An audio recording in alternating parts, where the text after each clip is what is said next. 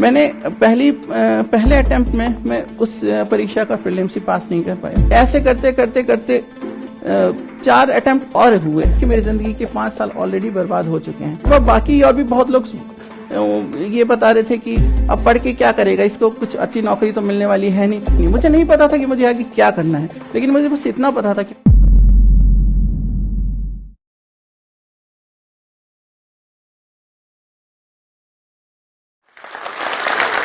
दिल नाउम्मीद तो नहीं, नाकाम ही तो है, लंबी है गम की शाम पर शाम ही तो है। नमस्कार, मैं नीलेश केसरी बिहार के मुंगेर जिले के छोटे से ब्लॉक हवेली खड़गपुर का निवासी हूं। मेरे माता पिता का जीवन पहले से ही बहुत ही संघर्षपूर्ण रहा था। आर्थिक स्थिति अच्छी नहीं होने के कारण मेरे पिता को मुंगेर से पलायन होकर के नोएडा आना पड़ा था। वहां वो छोटी सी नौकरी कर रहे थे और बाद में कुछ समय के बाद उन्होंने हमें भी वहां पर बुलाया। और वहां पे एक छोटा सा स्लम है नोएडा में, और उसी में एक छोटे से कमरा 8 बाय 10 का घर लेकर के हम लोग वहीं पे किराए पे रह रहे थे।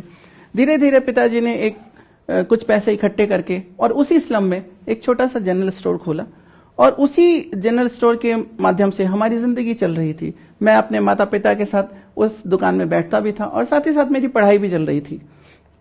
ये लगभग मेरी उम्र के 10 साल से लेकर के 15 साल के बीच की कहानी है। और उसी समय फिर मेरी जिंदगी में एक नया मोड़ आया।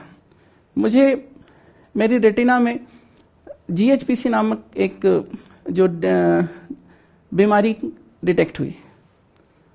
इसके कारण मेरी जो आंख की रेटिना में एक काला धब्बा आ गया, और जिसके कारण मुझे पढ़ने लिखने की क्षमता जाती रही। उसके बाद लगभग 1.5 साल 2 साल तक मेरे परिवार की आर्थिक स्थिति के साथ साथ मेरी बीमारी का खर्च और ये सारी चीजें चलती रही, और मेरी पढ़ाई बिल्कुल पूरी तरीके से रुक गई। ये वो समय था जब मैंने 10वीं पास की थी और मैं 11वीं में था।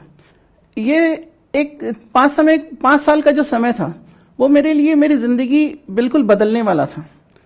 उस इंसिडेंस के पहले मैं पढ़ने में बहुत अच्छा नहीं था, मैं बहुत चीजों को सीरियसली नहीं लेता था।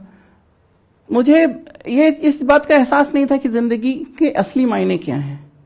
मैं ये मानता था कि जिंदगी अच्छी है, बहुत अच्छी है और चलती रही, क्योंकि उस समय भी मुझे कभी एहसास नहीं हो। मैं अपनी दुकान में खुश रहता था, मैं उन गलियों में खुश रहता था, और मैंने इसी क्रम में फुटपाथ पे भी दुकान लगाई और बहुत सारी ऐसी चीजें की। घर की आर्थिक स्थिति मैं जानता था, लेकिन उसके बावजूद मुझे किसी चीज की कोई समस्या नहीं दिखाई देती थी। ना मेरे माता पिता ने कभी इस चीज का एहसास कराया कि हाँ हम बहुत ही परेशानी में हैं, भले वो कितनी भी परेशानी में रहते हो।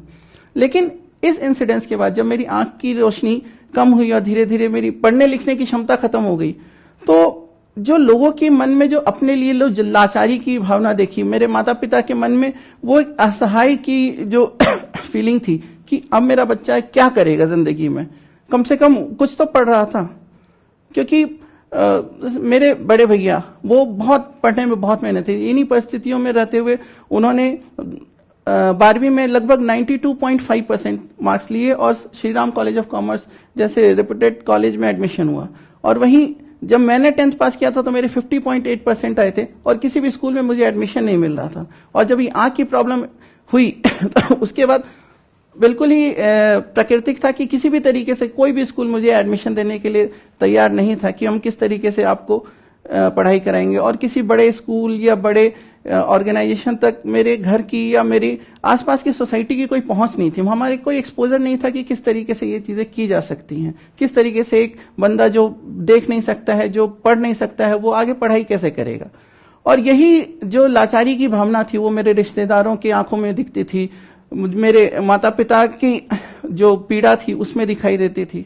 तो इस चीज को मैंने बदलने का सोचा कि मैं किस तरीके से कर सकता हूं, इस चीज को परिवर्तित किस तरीके से बदल कैसे सकता हूं।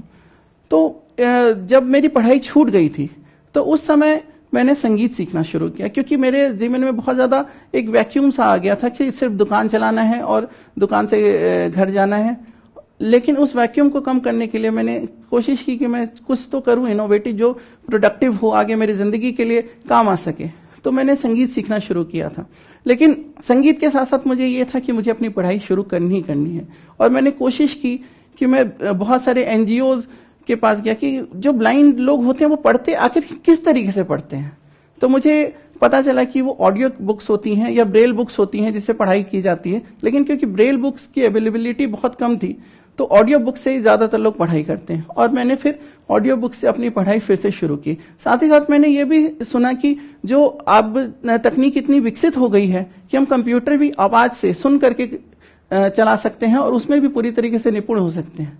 तो मैंने उसको भी सीखना शुरू किया और एक एनजीओ से मैंने कंप्यूटर सीखना शुरू किया और वहीं से मुझे ऑडियो बुक्स मिली और मैंने लगभग 5 साल के बाद अपने 12th की परीक्षा उत्तीर्ण की। और आपको जानकर ये आश्चर्य होगा कि जब मैं देख सकता था तो मैं 50% अंक से उत्तीर्ण हुआ, और जब मैं नहीं देख सकता था, नहीं पढ़ पा रहा था, सुन के पढ़ रहा था, तो मुझे 70% मार्क्स मिले। उसके बाद एक नई चुनौती थी कि 12वीं के बाद क्या। मेरे घर वाले ये सोच रहे थे कि अब 12वीं के बाद ये क्या करेगा, क्योंकि दूर में मुझे जाने देने की उनकी इच्छा नहीं थी कि मैं बाहर किस तरीके से ट्रेवल करूंगा, बस के नंबर नहीं देख सकता हूं या रोड कैसे क्रॉस करूंगा वगैरह वगैरह, बहुत सारी जो व्यवहारिक समस्याएं होती हैं। उसके अलावा बाकी और भी बहुत लोग ये बता रहे थे कि अब पढ़ के क्या करेगा, इसको कुछ अच्छी नौकरी तो मिलने वाली है नहीं, तो इससे अच्छा इसकी जो दुकान है उसी को तुम थोड़ा अच्छे तरीके से इसे चलाने दो ताकि इसकी जिंदगी तो अब कम से कम बीत ही जाएगी। लेकिन मुझे पता था कि ये मेरा भविष्य नहीं है, ये मेरा सपना नहीं है। मुझे अब कुछ इस तरीके से स्थापित करना है अपने आप को कि मेरे माता पिता के जीवन की जो पीड़ा है उसको मैं कुछ कम कर सकूं, या उन लोगों के अंदर जो लाचारी है, जो मेरे लिए जो लाचारी की भावना देखते हैं, उसको मैं कम कर सकूं। इसीलिए मैंने फिर ठाना कि नहीं, मुझे दिल्ली यूनिवर्सिटी में एडमिशन लेना है और मुझे वहां से अपनी पढ़ाई आगे कंटिन्यू करनी है। मुझे नहीं पता था कि मुझे आगे क्या करना है, लेकिन मुझे बस इतना पता था कि मुझे अपनी पढ़ाई कंटिन्यू करनी ही करनी है। मैंने अपने माता पिता को मनाया तो उन्होंने भी बोला ठीक है, आप ऐसा करो, संगीत में ही आप ऑनर्स की डिग्री लो, क्योंकि वो शायद आपके लिए पढ़ने में थोड़ा सा आसान होगा। मुझे बस इतना पता था कि मुझे पढ़ाई करनी है, संगीत हो या इतिहास हो या भूगोल हो या कोई और विषय, मेरे लिए वो मायने उस समय नहीं रखता था। लेकिन मुझे संगीत ने ये जरूर हौसला दिया था कि मैं आगे इस चीज को लेकर के बढ़ सकता हूं, और मैंने इस चीज को आगे किया। संगीत में बीए ऑनर्स की डिग्री मैंने दिल्ली यूनिवर्सिटी से हासिल की, और वहां पे मैं फिर से एक मतलब आश्चर्य की बात हुई कि मैं अपने कॉलेज में टॉप कर गया। तो ये धीरे धीरे समय बीत रहा था, साथ ही साथ मुझे ये भी स्पष्ट हो रहा था कि नहीं, अब इससे भी आगे कुछ और करना है, क्योंकि संगीत में मैं आगे जाकर एक शिक्षक बन सकता था, एक प्रोफेसर बन सकता था, लेकिन उसमें भी एक तो समय भी बहुत लगता था, और मेरी परिवार की स्थिति अभी भी इतनी अच्छी नहीं थी कि मैं 8-9 साल तक मुझे पढ़ाई कंटिन्यू कर सके। हालांकि मेरे भैया साथ ही साथ वो SRCC से पास होने के बाद CA की उन्हें परीक्षा दी, और उस परीक्षा में उन्होंने बहुत अच्छा स्कोर किया और बहुत अच्छी कंपनी में वो आर्टिकलशिप में उन्होंने ज्वाइन कर ली थी। लेकिन फिर भी ये था कि परिवार की जो स्थिति थी वो सिर्फ भैया के फाइनेंशियल बर्डन देना ठीक नहीं था। तो मैंने अपने साथ ही साथ ये सोचा कि ग्रेजुएशन के बाद एक नौकरी पहले ले लूं, उसके बाद सिविल सेवा की लिए सोचूंगा, क्योंकि वो एक ऐसी परीक्षा मुझे दिखाई दे रही थी जो अपने आप को उसने स्थापित किया हुआ था कि ये परीक्षा अगर किसी ने पास की तो वो व्यक्ति सच में कुछ कर गुजरा है।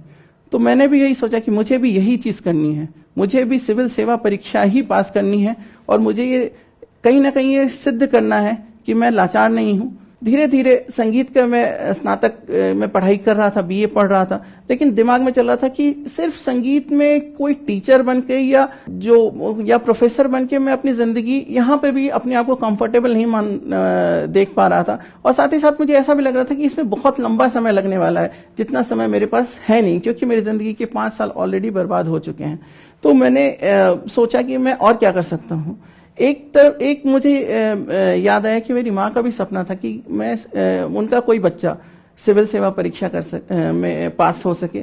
मेरे बड़े भैया हैं, वो अपनी कॉमर्स की पढ़ाई Shri Ram college of commerce से कर रहे थे, और साथ ही साथ वो CA की परीक्षा भी दे रहे थे। तो उनका एक रास्ता अलग हो चुका था कहीं ना कहीं, और उनके ऊपर परिवार की जिम्मेवारियां भी आ गई थी, क्योंकि अब मेरी ना वो दुकान थी और ना ही और कोई फाइनेंशियल जो कमाई का रास्ता था, क्योंकि मेरे पिताजी की भी तबीयत उस समय ठीक नहीं थी और वो दुकान चलाने में भी सक्षम नहीं थे।